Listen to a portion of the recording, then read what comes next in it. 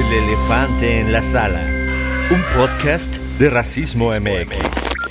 Hola, ¿qué tal? Podcast escuchas, donde quieran que estén, el día que sea, la hora que sea. Bienvenidos a su programa de chismes número 1 de México, Ventaneando. Está sonando la musiquita, ¿verdad? El silbido. Oigan, qué felicidad de estar en un nuevo episodio. ¿Y tú quién eres? ¿Quién crees? Pedro Solar. Oigan, bienvenidos a El Elefante en la Sala. Nos acompaña el alter ego de Pedro Sola. Ángeles Cruz, coordinadora de investigación. La más asterisco. Ahora. Y también Marisol Aguilar, coordinadora de programas. Y yo soy Otelo Castillo, coordinador de educación antes de investigación de Racismo MX. Y vamos a hablar de algo muy interesante, que es el blanqueamiento en aspectos culturales. Y esto se debe a que la jefa de gobierno de la Ciudad de México anunció y me dio ñañaras como lo anunció, lo tengo que decir. No es eso tan malo, ¿sí? Sí. ¿Verdad? Sí. ¿Tú qué dices, podcast? Escucha, escríbenos en la página de Instagram. A mí se me dio ñañaras, no sé. Les dio cringe, ¿verdad? Sí. Anunció que viene nada más y nada más que la catalana. Rosalía. Mira, muy bien, de Rosalía. Y tenemos que hablar muchas cosas de la Rosalía. A ver. ¿Es racista, no es racista? ¿Es apropiación cultural, no es apropiación Como cultural? no nos dividimos los temas, ¿verdad? A ver, ustedes A ver, cuenten. a ver, tú. dale. Es que yo aquí soy la adulta mayor. Sí, o sea, pues hablamos de todas estas música, ¿no? Como el reggaetón o música urbana, ¿no? O el rap u otro tipo de música que es catalogada como popular o es catalogada como asociada a determinada cultura, ¿no? Y como, por ejemplo, pensemos en Bad Bunny, pensemos en Rosalía. Bad Bunny. Pero justamente cuando hablamos de este blanqueamiento, vemos que, bueno, pues Rosalía es una mujer de España, ¿no? Y que fue inclusive nominada a los Grammys Latinos, ¿no? Y que es vista como música latinoamericana y música de Latinoamérica. Y vemos como un género que por supuesto viene de comunidades racializadas, pero al tener un exponente que es blanca, ¿no? O puede asociarse a la blanquitud, al menos en Latinoamérica, vemos cómo tiene este boom gigantesco, ¿no? Vemos cómo hay este digamos como, Sí, pues se hace más dinero, ¿no? A partir de la música, a partir de cuando ¿Cómo hay un dice exponente. Shakira? A las mujeres facturan, ya no lloran, sí, facturan. Sí, justamente, ¿no? Pero también vemos cómo hay otros exponentes de esta misma música que es catalogada, como decía, de ciertas culturas, de comunidades racializadas, música urbana, música popular, de personas que justamente son racializadas y a lo mejor no tienen como la exposición suficiente, o son catalogadas de música que no es respetuosa, o música que es solo para los sectores populares, o música que es grosera, o que no es música, o que solo balbucean, ¿no? Y eso de solo balbucean yo lo he escuchado mucho en Bad Bunny. Ay, muchísimo. Yo tengo ahí varios comentarios. A ver. El primero es, por ejemplo, pensemos en la Rosalía siendo mujer catalana, ¿no? O sea, eso a mí me entra en conflicto porque es un gusto culposo que tengo. Me gusta la Rosalía desde, no desde Los Ángeles, pero desde el Malquerer, que es esta fusión flamenco, música urbana. Y hubo gente que dijo, es que está apropiando. Yo iba a decir eso exactamente, ¿no? Pero porque... ojo, yo pensé, o sea, dije, no tengo muy bien el contexto del flamenco, pero yo pienso en ser catalana. En algún momento de la historia de España, por ejemplo, estaba prohibido bajo pena de muerte hablar catalán, porque el idioma era el español, ¿no? O sea, Eso es fuerte, pero tal vez sí hay apropiación o no sé. No, pero es que aparte son diferentes regiones. Ajá. Y por eso se dice que es apropiación. Ya. Y que ella, siendo catalana, está haciendo uso de la cultura, ¿no? Del sur, ¿no? En España, ¿no? Entonces, claro, podría ser una forma, ¿no?, de apropiación, pero por otro lado, pues está lo que señala Ángeles, ¿no? Al final son culturas que han sido racializadas, jerarquizadas en algún momento, y que pues valdrá la pena quejarnos. Es que es difícil. O sea, yo pienso, por ejemplo, más nítidamente en el caso de J Balvin. J Balvin, en unos premios, él aceptó el premio de Afrolatino. O sea, grave, sí, también. Eso a mí, mira. Justo, no, y por ejemplo, yo he escuchado de Bad Bunny, de Benito Martínez Ocasio. de Benito, que justo hay gente que lo considera como una persona blanca, ¿no? Y que es blanco, y que podríamos hablar del mismo caso de Rosalía, pero luego recuerdo haber visto algunos comentarios de que él pertenece a una comunidad que es taína en Puerto Rico, o sea, no es de San Juan, de la capital, sino es de un pueblo que de periferia, pero que justamente hay una cuestión muy importante en Puerto Rico, porque hay toda esta narrativa de que las comunidades indígenas no existen, no existieron, y estas comunidades indígenas que existían son las comunidades taínas, ¿no? Pero lo que sucedió fue que como desaparecieron estas comunidades taínas, las dejaron de censar y dejaron de nombrarse como personas taínas. Y actualmente ha habido un movimiento muy grande de renombrarse como personas taínas, ¿no? Entonces las personas taínas, pues también, o sea, en ese contexto específico regional, por supuesto que sí es una persona racializada, ¿no? Claro. O sea, por supuesto viene de un contexto que es racializado, ¿no? Entonces, justamente creo que sí es complejo. Pero bueno, es muy complejo. Confrontémoslo con el caso de Rosalía, ¿no? Sí. Pero también tiene que ver con las acciones que hacen, ¿no? O sea, como artistas. Como artistas, claro. O sea, una cosa es que seas J Balvin y te...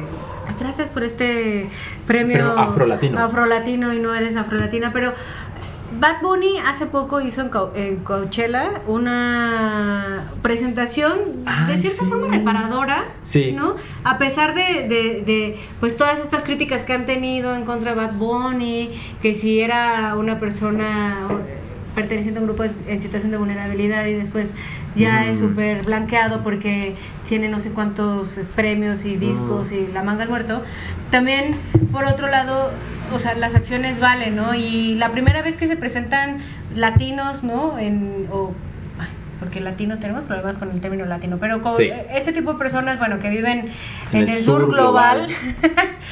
Y hacen este tipo de presentaciones como la que hizo Bad Bunny en Coachella, donde hizo toda una representación de varios artistas, creadores de diversos tipos de salsa. Desde el origen del bolero, desde lo afro, desde cómo llega la música caribeña, ¿no? Que eso es muy interesante. O sea, yo pienso, por ejemplo, en Puerto Rico, es estado asociado, pero básicamente es una colonia, ¿no? De Estados Unidos. Sí, es una colonia. Yo pienso también en cómo Bad tenía estas fotos cuando es niña, adolescente, y está trabajando en el supermercado, sin romantizar el echeleganismo, pero también ese contexto es muy, muy fuerte. Y cómo saca la canción de El Apagón, o sea, cuando la escribe, la interpreta y todo, y es un mini documental, ¿no? No sé si lo vieron. Sí, habla sobre la gentrificación, sobre la gentrificación en las playas y la turistificación y todo eso, ¿no? Sí, justo. Pero también creo que es, o sea, interesante cómo es a nivel regional, ¿no? Como el caso de Bad Bunny, como en el caso de Rosalía, ¿no? Que es catalana. Pero también creo que algo que sí es bien importante es como el tema de que cómo se posiciona Europa frente a los países latinoamericanos, ¿no?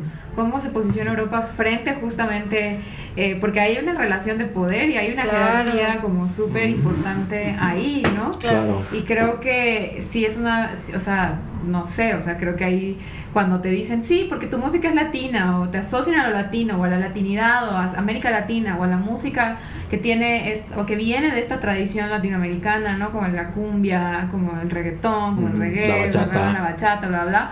Creo que sí sería importante un posicionamiento frente a ello, ¿no? O sea, como decir, espérate, ¿no? O sea, tomo de ahí, pero yo no soy latinoamericana, ¿no? Y vengo desde una posición de poder que es venir de España. Aunque en la propia España, a nivel regional, hay ciertas cuestiones, pero creo que frente a una cuestión global sí es importante como... Que es más o menos lo que hizo Bad Bunny en Coachella con el video de introducción. O sea, es toda la historia desde que sale de África, la música, o sea, desde lo tribal, con los tambores, y comienza el ritmo de cumbia y todo. Yo esperaría que Rosalía esté pensando en hacerlo. Confiamos en ti, te esperamos en nuestro podcast. Claro, sobre todo porque sí creo que la mayoría de su público ha de estar de este lado. Sí, porque incluso en España están en este término de choni, o sea, es como las mujeres y hombres que son de extractos bajos de la sociedad, que visten con cadenas, ¿no? Bling bling, y eso es malo porque no es auténtico español, ¿no? Desde la nación. No, yo pienso también en la revista Time, en la que Bad Bunny fue entrevistado y dijo: yo no puedo hablar de racismo en reggaetón porque yo no lo viví. Y hubo una mega funa en redes sociales. Pero ahorita, antes de cámara, pensábamos, ¿eso es correcto o es malo lo que dijo? Analizámoslo otra vez. Yo no puedo hablar de racismo porque yo no lo viví. O sea, no sé. Bueno, a ver, está bien. Pues no todos sabemos qué saber de racismo, ¿no? Pero él no lo vivió. Entendería que si no sabe, pues tiene todas las de decir que no lo vivió, porque no puede verbalizarlo. O sea, entendería que por eso Bad Bunny dijo lo que dijo. No estoy diciendo que es un santo, ¿no? Y tampoco estoy diciendo que sea menso y que no sepa qué es racismo. Claro. Pero de cierta forma, bueno, ojalá. Una disculpa para las fans de Bad Bunny. Sigue no viniendo sé si Bad Bunny nos está viendo, ojalá que no nos vaya a funar o dejar de seguir. Pero o sea, pero no podemos culpar a una persona que te diga que no ha vivido racismo, a pesar de que tú sabes que seguramente lo ha vivido. Pero es que él dijo, yo no puedo hablar de eso porque yo no lo he vivido. Pero es lo que quiero, ¿no? O sea, pero también hay otros ejemplos muy claros como Don Omar, el rival de Daddy Yankee de Big Boss, que él es negro, ¿no? Y él quedó muy debajo porque incluso él cuenta que en la disquera le pagaban casi como un centavo o algo así por reproducción de canción, o sea, nada a comparación de otros artistas de reggaetón con tez más clara, que por supuesto se volvieron leyendas, ¿no? Y Don Omar relegado, ¿no? Eso nos da a pensar. Karol G en contraposición a Rosalía también, ¿no? O sea, claro, sí, no, o sea, me parece que tampoco se puede suplantar la voz de que a lo mejor quienes sí han vivido el racismo, ¿no? Como Don Omar y otros cantantes, exponentes, pues afrodescendientes o negros, general, ¿no? Por supuesto que no. Pero también creo que, o sea, siento que como volvemos a lo mismo, ¿no? O sea, creo hay un contexto racializado en Puerto Rico, pero a nivel mundial, global, quizás no. También quizás hay también como todo que eso a lo mejor es otro episodio del podcast, ¿verdad? Pero del latinex internacional, ¿no? Que tiene la piel más clara, pero que se asocia a la latinidad o al ser latinoamericano. Shakira, la primera latina internacional. No manches, qué buen ejemplo, ¿no? ¿sí es cierto? Rosalía, la latina internacional, pero que no es latina. Bad Bunny también, porque en un escenario global tiene la tez más blanca. Que ya llegó a eso, ¿no? ¿no? Entonces creo que también nos permite ver las formas medio raras, complejas, difusas, que el racismo muchas veces opera en... Y que las personas, ¿no? Pues tienen esta capacidad de decir si se les ha discriminado en algún momento, ¿no? Porque también, no sé, yo no sé cuál sea la carga social que tenga que él diga si he sido víctima de racismo, ¿no? Es cantante, público diverso, no sé si su público es conocedor de derechos humanos y sensible al racismo y al género, etc. O sea, no lo sé, pues, ¿no? Pero sí podemos llegar a un acuerdo de que hay un proceso de blanqueamiento, ¿no? Sí, hay un proceso de blanqueamiento. Pensemos en, por ejemplo, Bad Bunny cuando publica Por Siempre, su álbum debut, increíble joya. Yo me acuerdo cuando lo reproduje en la Facultad de Derecho de la UADY, mucha gente, abogadete, blanca, qué asco, ¿qué estás escuchando? Eso habla como idiota. No, pero luego ya llegó a Coachella y todo y ya son grandes fans. Y lo mismo pasó con Los Ángeles Azules, de Iztapalapa para el mundo, ¿no? Y Jimena Sariñana comenzó a decir, es que son famosos porque yo hice colaboración con ellos. Y se olvidaron de que... una canción. Ajá, pero todo el mundo bailó en su niñez, en los 15 años de la prima, ¿no? 17 años, ¿no? Por ejemplo. Que hay bemoles ahí en esa canción también, por supuesto, ¿no? Pensemos en Santa Fe Clown, lo mismo. O sea, igual. Sí. O el hit del momento, de Bad Bunny y Grupo Frontera. ¿No? Sí. Que Grupo Frontera pues es un grupo del noreste, Tamaulipas, Nuevo León, McAllen, Texas, pero que llega al número 1 porque está Bad Bunny. Sí, ¿no? Es lo que les decía, ¿qué tanto esas no sé, voy a poner el dedo en la llaga nada más para hacer conversación. ¿Qué tanto eso también podría ser considerado como racismo? Esas colaboraciones. Como déjame, me traigo una Se cayó Dani, perdón, ahorita vamos a ver si está bien. Se azotó. Pero ¿qué tanto podrían también ser un poco racismo ese tipo de colaboraciones? ¿Qué piensas? Pues es que yo siento que es, o sea, fíjate, voy a hacer como una disección. Venga. Se abre a la sorpresa del grupo. Mientras le agarro unas palomitas. Como un sapito, por eso que... Si han visto el video o la imagen, ¿no? Está Grupo Frontera, ahí como buenos hombres, personas norteñas, con su sombrero, su botita, su bota, con su cinturón, su chaleco, con su chaleco, con su camisa así de manga larga por el sol. Está Bad Bunny ahí, sin nada de eso. Sí, ¿no? Y en medio. En medio también, ¿no? Entonces, creo que ahí hay un tema de, bueno, digamos, me parece que la intención fue como dos músicas regionales que convergen. Yo de Puerto Rico, ¿no? Como esta música reggaetonera de Puerto Rico, urbana, y tú, música regional que está acá, ¿no? Pero lo que me llama la atención es que justamente yo leía como comentarios en redes que decía, no, esos de Grupo Frontera, esos vatos solo llegan a número 1 con colaboraciones, ¿no? Sin colaboraciones, Grupo Frontera no llega a ningún lado. Algo así, ¿no? Y ahorita son número 1, 50 global, porque está Bad Bunny, pero entonces tiene que ver con eso. O sea, no estoy diciendo que Grupo Frontera no se beneficie también de eso, ¿no? Porque no, me parece que son reparaciones. Me parecen reparaciones. Pero la pregunta es ¿por qué llega hasta ahí cuando viene esto, no? Claro. Creo que... ¿No sería como exotizar un poco? No, está muy difícil. Es que esto del blanqueamiento y cómo se apropian ciertas poblaciones privilegiadas es muy fuerte en todos los aspectos. Piensen en el mezcal. Antes nadie bebía mezcal.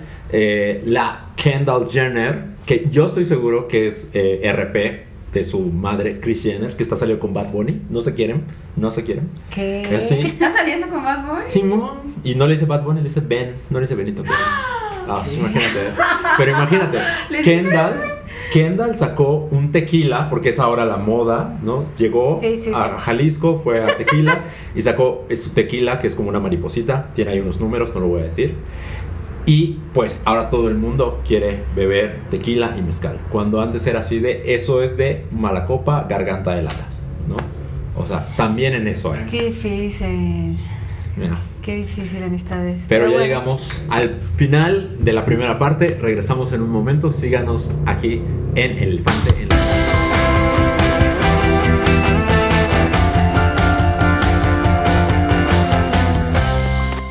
Hola, ¿qué tal? Te invitamos a consultar el proyecto Rostros y Voces de la Criminalización en nuestra página web y en nuestras redes sociales de Racismo MX. Bienvenidas de nuevo a El Elefante en la Sala. Estamos aquí con Marisol Aguilar, coordinadora de programas. ¿Y ahora le vamos a hacer así? Y Ángeles Cruz, coordinadora antes de investigación, no, de educación, y ahora de educación, ¿no? No, tú eres de educación y ella es investigación. Exactamente. Oigan, y pues ya disfrutaron ustedes de su concierto de la Rosalía en el Zócalo. Vamos a hablar también de eso después, en otras conversaciones del centralismo, puede ser, cómo llega a toda la Ciudad de México. ¡Ey! La Feria de San Marcos tuvo a unos artistas top. Y no se hizo acá. El Xmacuil Yucatán tuvo a la mejor banda del mundo, superando a los Beatles, que es la banda MS de Sergio Lizárraga. Mira, entonces... Guns N' Roses estuvo en Xmacuil. ¿En qué momento en los 90 alguien iba a creer que Guns N' Roses iba a estar en la feria de Xmacuil? Bueno, en Aguascalientes estuvo Black Eyed Peas. ¿En serio? Ricky Martin. Está bien. En la misma feria. Bueno, nosotras tenemos... Bizarrap también. Oigan, y hablando de estos temas, pues... No sé, yo me destrocé mi corazón en estas últimas semanas por una noticia, un video que a mí me dio mucho pánico, me hizo sentir muy mal, y es el video de Tenzin Gyatso, el océano de sabiduría del Dalai Lama. cuando está en un evento en la India, que es el país que pues está protegiendo a la comunidad del Tíbet por esta persecución que hay por la República China, ¿no? Y le dice el Dalai, ¿no? Al niño: ay, no, qué feo, no, es horrible, o sea, bésame la lengua, no, chúpame la lengua, suck my tongue. Qué feo, no sé si lo vieron. Sí, creo que fue un video como... perturbador.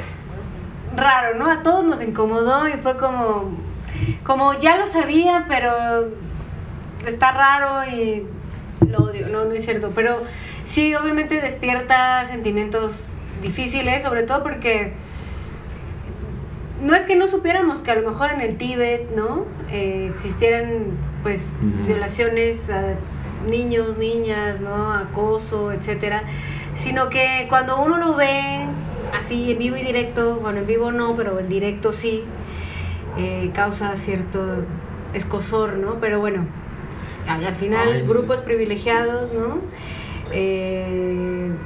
Teniendo la facultad de hacer este tipo de actos, ¿no? A pesar de que pues también hubo otro tipo de comentarios, ¿no? Ese tipo iba a decir actividades, pero no sé si son actividades, pero de conductas, usos y costumbres que tienen en el Tíbet, pues al parecer de lo que pudimos leer, pues son normales, ¿no? Y se realizan. Bueno, decía alguno de los artículos, porque había otros que decían que no es cierto, ¿no? Sí, o sea, había artículos que decían que había que entender como esos dichos o esas bromas, porque hay gente que dijo que era una broma, en un contexto cultural específico que no es occidental, ¿no? Eso es interesante. Y que entonces en occidental puede ser que se entienda como acoso o abuso sexual, pero en un contexto oriental, en una religión específica, se entendería de otra forma, o no necesariamente se entendería ahí.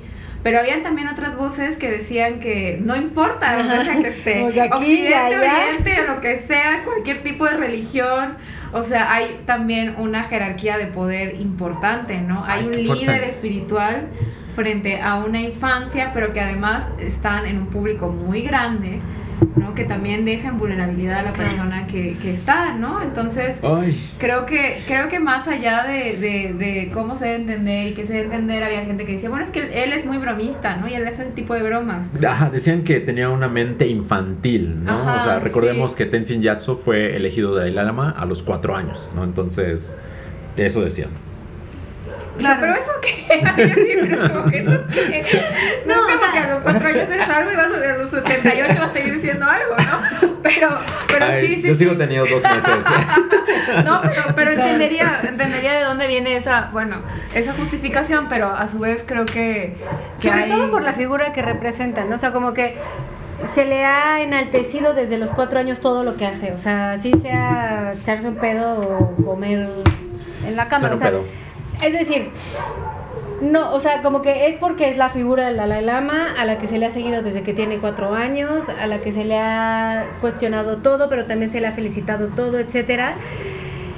Pero juega esta cosa clave, ¿no? Que dice Ángeles, es una persona con mucho poder, no solo en donde él está, también en otros lugares, ¿no? Casi en todo el mundo, yo podría decir, y si no es que sea poderosa de manera positiva, así que toda la gente pueda tener cierto conocimiento de que existe esta persona y que es una persona con muchísimo poder, y en ese razonamiento yo lo veo fácil, pues tienes muchísimo poder, no te pones a hacer este tipo de expresiones chistosas, ¿no? Digo, no sé si es chistoso o no, pero con un niño o una niña, conociendo el contexto, no nada más de Oriente, ¿no? También de Occidente y de otros, del norte global, del sur global, donde en todos lados coincide, ¿no? Que hay un sistema de opresión que discrimina y abusa, ¿no? De las infancias. Sí, y tal vez la conversación explotó también, nada más no por el video, sino porque generalmente estamos acostumbradas desde Occidente a la crítica contra el Vaticano y toda la pederastía que hay por los sacerdotes, ¿no? Entonces vemos a una figura desde el budismo, desde esta religión oriental, no que lo del Dalai Lama es solo una rama, ¿no? O sea, no piensen ustedes que es el budismo, ¿no? Sino que hay muchas manifestaciones, ¿no?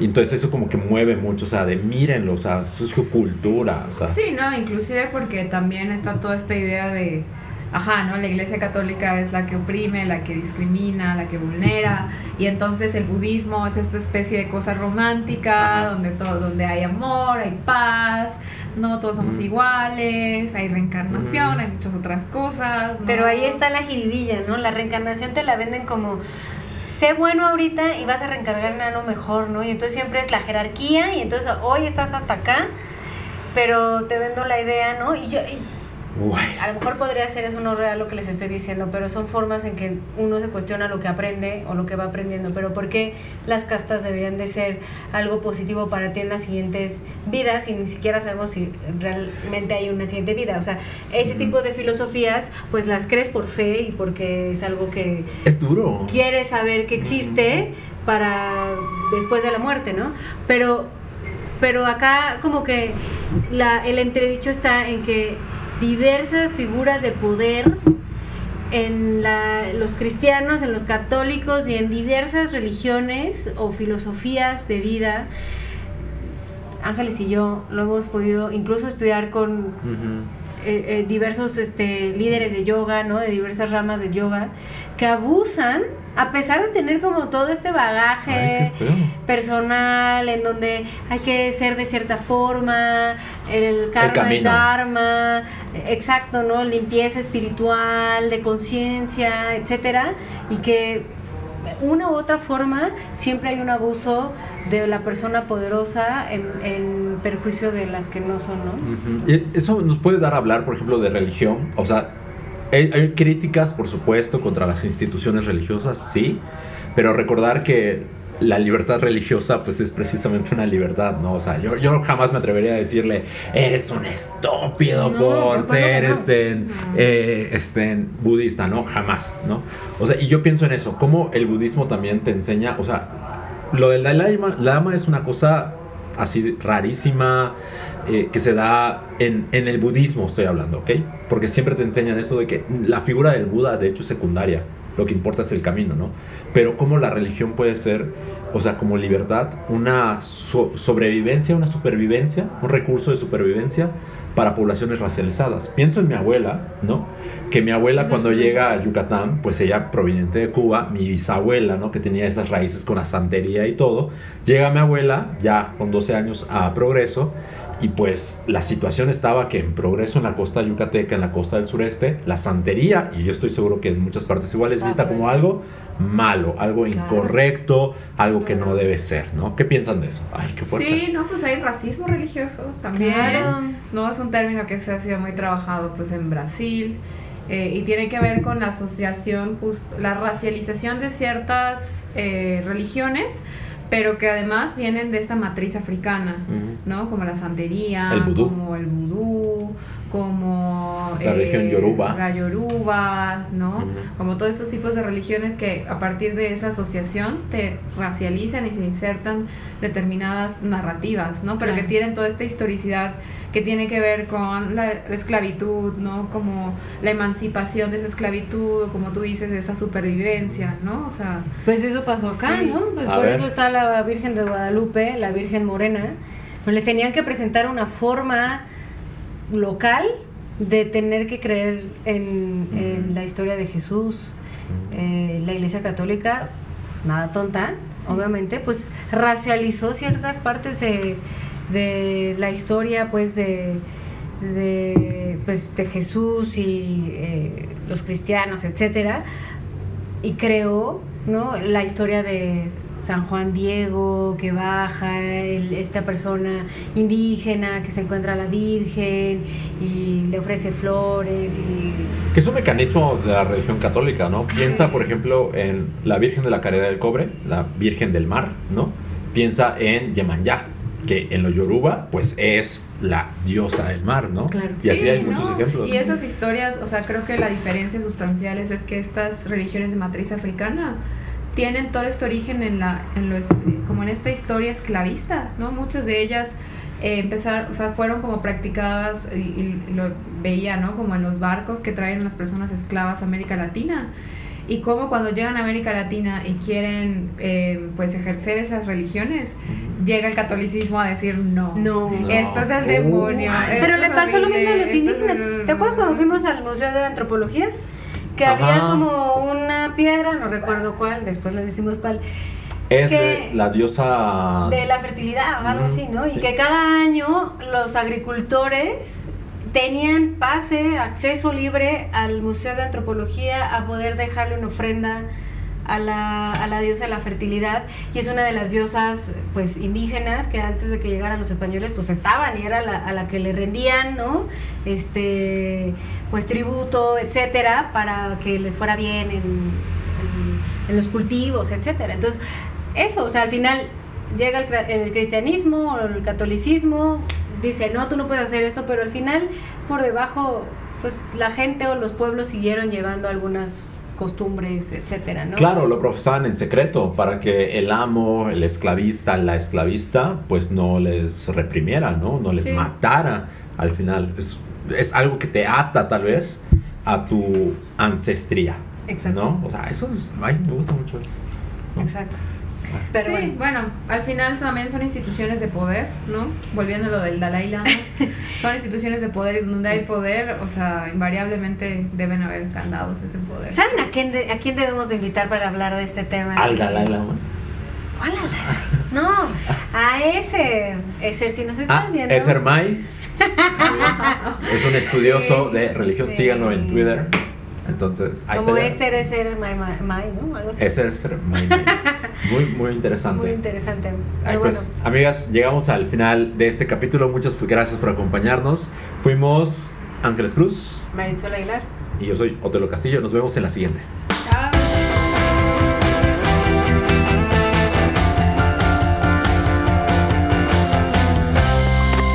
Hasta la próxima.